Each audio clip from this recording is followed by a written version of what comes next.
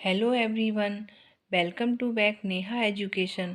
आज हम TGT question paper 2005 का पार्ट थर्ड सॉल्व करेंगे। यदि आप मेरे चैनल पर नए हैं तो आप इसके बाद पार्ट वन और पार्ट सेकंड को भी देख लीजिएगा और मेरे चैनल को सब्सक्राइब कीजिएगा ताकि मेरी अगली वीडियो का नोटिफिकेशन आपको मिल सके। आज की प्रेरणा है, मुश्किल नहीं है कुछ दुनिया में, तू जरा हिम्मत तो कर। ख्वाब बदलेंगे हकीकत में, तू जरा कोशिश तो कर। हाँ, ठीक ही कहा है, जब हम कोशिश करेंगे तभी तो आगे बढ़ेंगे। आइए स्टार्ट करते हैं 2005 का TGT home science solve paper part third. Question है, धीमा विकास करने वाले बच्चे को इसके द्वारा पहचाना जाता है। तो किसके द्वारा पहचाना जाता है? गति, कुशलता, समन्वय में देरी। गृह विज्ञान है, लड़कों और लड़कियों दोनों के लिए होता है ये। 2 वर्ष से कम के शिशुओं का वजन नापने का सबसे अच्छा यंत्र है लीवर बैलेंस। अगर एक बच्चे में पौष्टिकता की कमी है तो उसके सर की परिधि कितनी होगी? तो उसकी परिधि छाती से छोटी होगी। मरासमस बीमारी पाई जाती है 1 वर्ष से कम के बच्चों में। मरासमस से प्रभावित बच्चा चिड़चिड़ा होता है क्योंकि वह कमज़ोर होता है। नाइट ब्लाइंडनेस का अर्थ क्या है? अंधेरे में न दिखना। प्रश्न नेक्स्ट है कि विटामिन ए की कमी की सबसे खतरनाक स्थिति क्या है? तो यह है जीरोप्लेथेमिया। नेक्स्ट है, 1 वर्ष से 5 वर्ष तक के बच्चों के लिए विटामिन ए की बड़ी डोज क्या है? तो ये है 10 लाख 1.0 था ये। 5 वर्ष के बच्चे को विटामिन की दी जाने वाली डोज की संख्या होनी चाहिए 11। नेक्स्ट है, लोहे का कार्य है ऑक्सीजन पहुंचाना। नेक्स्ट है, 12 वर्ष की बालिका के लिए सामान्य हीमोग्लोबिन कितना होना चाहिए? तो 12 ग्राम प्रति 100 मिलीग्राम में। बाम की संख्या बढ़ जाने से हो सकता है बैटिक स्पॉट। आयोडीन की कमी का साधारण लक्षण है क्या है? मतलब इसमें जो आयोडीन की कमी से जो हो जाता है वो लक्षण है गले का फूलना। आयोडीन युक्त तेल को 1 मिलीलीटर के इंजेक्शन से बचाव हो सकता है 1 वर्ष तक। पौष्टिकता की बढ़ोतरी से होने वाली 2 बीमारी हैं, एक तो है मोटापा और एक है फ्लोरोसिस। मोटापे के कारण ज़्यादा खाना, मोटापा क्या मतलब किसके कारण होता है? तो ज़्यादा खाने से हो जाता है। सूती कपड़ा जब जलता है तो उसमें से निकलती है पीली लौ। रेयान को धोने वाले डिटर्जेंट में क्या होना चाहिए? तो इसमें ये 4 ऑप्शन थे, मैंने चारों ही दिए हैं। एसिड है, अल्कोहल है, इनमें से कोई नहीं और ये दोनों, तो इन दोनों में से कोई भी नहीं आएगा। नोट है, इस पर ब्लीच जो किया जाता है कैलेंडरिंग से, इसमें चिकनापन लाया जाता है। नेक्स्ट है, ऊनी कपड़े पर इस्त्री करना चाहिए। तो बीच में एक सूती कपड़ा रखकर, वैसे मोस्टली ऊनी वस्त्र पर आयरन होती नहीं है, लेकिन कभी कभी जो अब आजकल जो मतलब जैकेट वगैरह आ रही हैं तो हो जाती है, तो उनमें बीच में हमें क्या लगाना चाहिए? सूती वस्त्र लगा लेना चाहिए।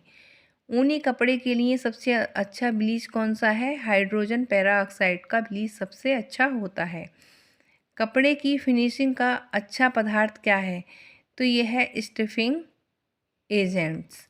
गृह प्रबंध गृह विज्ञान का कौन सा महत्वपूर्ण अंग है? तो पहला अंग। परिवार में गृहिणी के व्यक्तित्व का सबसे मार्मिक पक्ष क्या है? तो माता का पक्ष।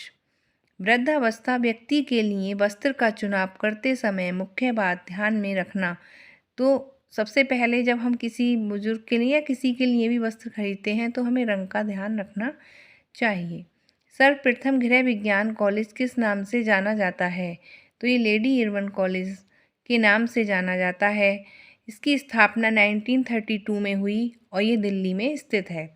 परिवार की विभिन्न स्थितियाँ तथा आय पर दबाव सबसे अधिक कब होता है? जब बच्चे कॉलेज जाते हैं।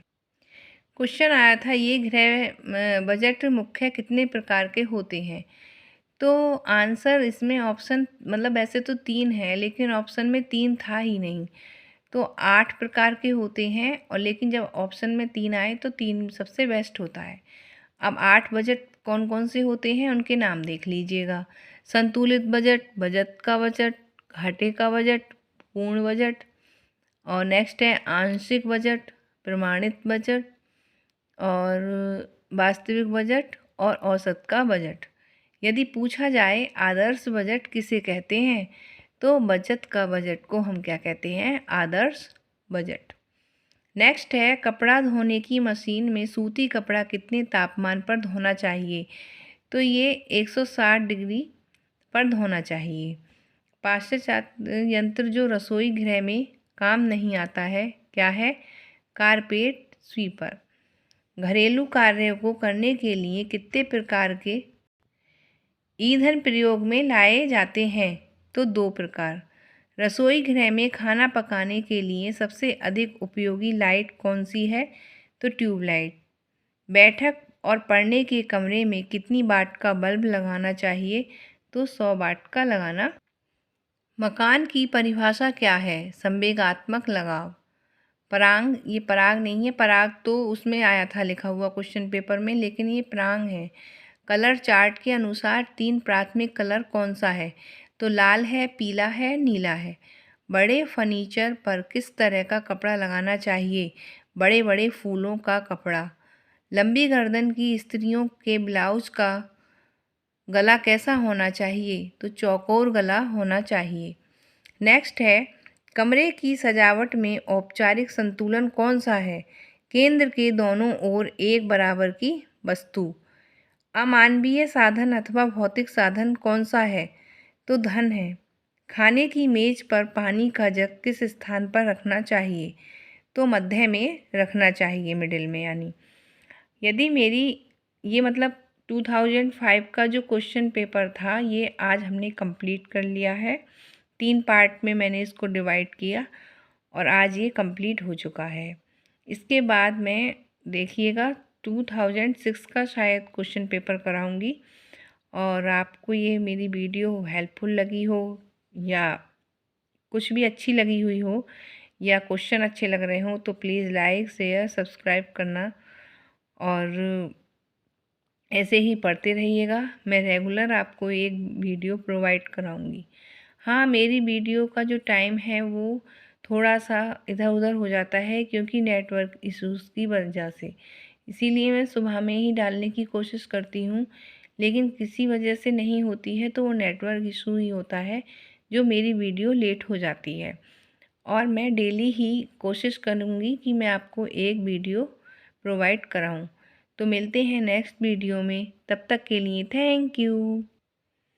और ये पे मतलब जो क्वेश्चन है वो सिर्फ इसी के नहीं है कि टीजीटी वाले बच्चे ही इसको करेंगे, ये टीजीटी के लिए भी है, पीजीटी के लिए भी है, एलटी, जीआईसी और यूजीसी नेट के लिए भी ये बहुत मोस्ट इम्पोर्टेंट क्वेश्चन है।